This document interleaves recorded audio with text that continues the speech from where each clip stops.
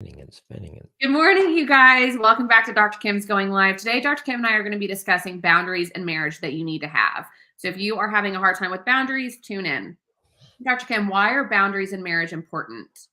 Well, I think they're important because I think they prevent conflict. I think they help us be able to share with our spouse what things that are important to us, maybe things that, and it's not against them, it's just who we are. Yeah. And so I think having those boundaries, one of our counselors did a great thing that I really like. She and her husband from the beginning, their boundary was if you see something that bothers you, you take care of it. So even if it's his shoes in there, if it's not bothering him, bothers her, she picks them up and takes it. Yeah. And they work that out. And so, I mean, I think there's things like that for them. It just kept, she said, we don't resent each other. We don't get mad at each other for leaving something out, because we just, if it bothers us, we take care of it. And she said it balances out. There's things that bother her that don't bother him and things that bother him that don't bother her. So I think just in general, boundaries can just help us be a little healthier in our marriage relationship. And sometimes they need to be there because maybe things aren't going well. Maybe there's someone that's yelling, and the boundary is, we cannot have a conversation if you're yelling. And if you do in the future, I'm going to walk out until we can come back and talk about things. So I think it just boundaries can help us. And I think when a couple can agree that we're going to have boundaries, we're going to both abide by them. We'll make sure they're fair, and then that'd be a part of our relationship. Yeah. I love that so much. I love that they set boundaries immediately because they didn't wait for all that resentment to build up. They said it immediately and they did it and they were very active about it. So it caused, none of their marriage problems became really to light. They figured it out beforehand and they dealt with it. That's smart. Yeah, it was a great idea. Yeah. It's not for everybody, but for them, it really, really worked. Yeah. So do you think it's okay to have boundaries with our family if it's negatively affecting our marriage? Like family of origin? Yeah. Yes. And I think some, because marriage has to be first, some families do a better job of acknowledging that than others. Yeah. Some just want the couple to just kind of mesh in with them and not be separate, but you've got to have your own identity out here. Yeah. And the family, you still are part of that, but you've got to have your own identity. So if family starts crossing those boundaries, I had one couple and her dad would come over the house all the time, unannounced, walk in, never say, just like never ring the doorbell, just clock in. He's a good guy and everything like that. And that's what the husband said. He's such a good guy. I hate to do it, but he walked in one time and the kids were gone and we were in the bedroom. And guess what? When he said it kind of ruined the mood when he yelled his daughter's name. So they talked to him and said and he took it very well. But that was healthy, needed to happen. Yeah, and he probably didn't even really realize what he was doing was wrong, because he never said anything to him about it. Yeah. What was the hardest boundary for you to set, Dr. Kim?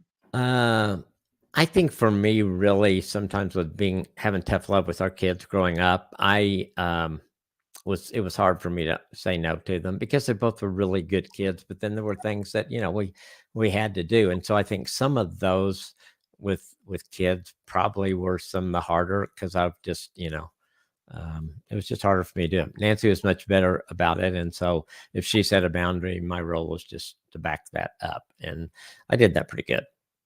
Speaking of that, what if the wife is setting all of these boundaries to have with the kids and the husband is not following through on that? Do you have any advice on what to do? Yeah, that's so tough because kids want to get their way. I don't mean they're bad kids or anything, but if they know that dad won't follow through or mom won't follow through, they're going to try to get their way. And so what I tell parents, I would suggest then if they're having trouble with that, go to counseling, go to someone that can help you come up with boundaries that both of you agree with so you can follow them. And maybe he's not following because he feels like his wife is being too many boundaries, too strict with the boundaries, using it not as a boundary, but as a control deal. So, I mean, some dynamics go in that, but parents have to be on the same page and the kids need to see them be on the same page. And if they're not, the kids are going to take advantage of it and everybody suffers.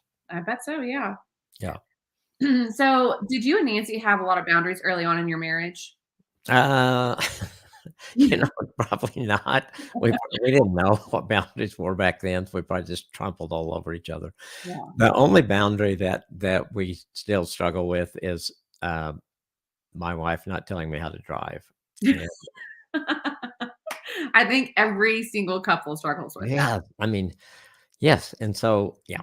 I So anyway, the boundary is we don't tell each other how to drive, and usually last till we get out of the driveway and on the street, and then it comes out. and then it can come out. So I know for one, I need to practice that. I am the worst backseat driver when my husband drives. It is not good. it is so amazing how much that happens, and I don't know. She never did when we were dating. She Really? never did. When did she I'm not sure when she started doing that. Probably when I started driving bad. Might have been that. Might have something to Are do you a with it. good driver or a bad Yeah, driver? yeah. I Uh, just yeah. that's so funny. So, did you have boundaries with your kids or grandkids? Well, you just mentioned having them with your kids. Do you have them with your grandkids right now? Yeah, well, I think boundaries mainly with our kids was for me, was respect your mom. Okay. You know, you don't have to agree with everything. You can get angry, but you gotta be respectful. Grandkids, so far, they're perfect, and so we haven't had to put any in. I Yeah. mean, now we do put some restrictions because 'cause we've got an outdoor refrigerator that's full of sugar, basically, and so we can limit, there's some boundaries on that. You can't, bring 10 things in and all that kinda And stuff. sodas and So they're just kinda health kinda deals like that, yeah. right, still, the younger ones can't go to the pool without us, I mean, some boundaries like that are mainly for health, safety, those kind of things. That's totally understandable. So I feel like this one is a very big one. What do I do if my spouse hasn't been sticking up for me when it comes to their family? That is tough, Yeah. um, because they're the ones that have to do that. They're not gonna hear it well from you, they're gonna need to hear it from them, and so I think if you've tried to express to your spouse how that makes you feel and what you need, and they don't follow through with it, I would suggest counseling and see if a third person can help your spouse understand uh, what that does, how it's affecting your marriage, all those kind of things. And so, yeah, that's a bad place to be in. You've just got to and I strong believe you don't run down your spouse to your families of origin. You just don't because you'll get better. Most of them, I've had that so many times. They come to counseling, they're doing so much better, and well, my mom and dad still hate him. Well, because you told them way too much, and they're gonna side with their daughter. Absolutely. And so it's hard to do that. Now, there's situations that you would certainly if there's danger and abuse, things like that. Absolutely. If the parents are the refuge you go to be safe, that's great.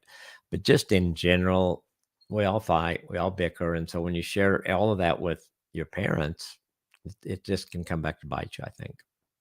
I agree. And that is one thing I did not know until I started working for Awesome Marriage. And that is one thing that I do not do anymore. And it has made a big difference in our relationship. So I admire that advice. I took it to heart and it has helped my marriage. Good. Yes. So last question, and are going to be out of time, but what do I do if my spouse isn't setting boundaries with their friends? I feel like that can be a big problem. If the spouse just does whatever they want to do whenever they want to do it and they don't kind of discuss it with their Yeah, yeah, I think I mean, we've went through that, I think, because Nintendo were the first ones of all of our friends to get married, and so my buddies that usually would grab a six-pack of beer and come to my house to watch Monday Night Football showed up at the door, Yeah. and Nancy was so good for a couple of weeks, and then after they left one week, she said, "Is this gonna happen every week?" And I said, "You don't want it to, do you?" And so, I had to talk with them and just let them know, "Hey, our life is different because 'cause we're married. We still wanna spend time, we still wanna be with you, but, Yeah. we're gonna have to restructure this a little bit." So, yeah, I think you've just got to be able um, to do those things for your spouse, and if it's not happening, then counseling again would be a good idea, or a mentor couple. Yeah, I agree. Well, that's unfortunately all the time that we have for today, but we have a new resource out. It is 7 of our most popular resources bundled into one, and it's called the 7 Most Popular Resources Bundle.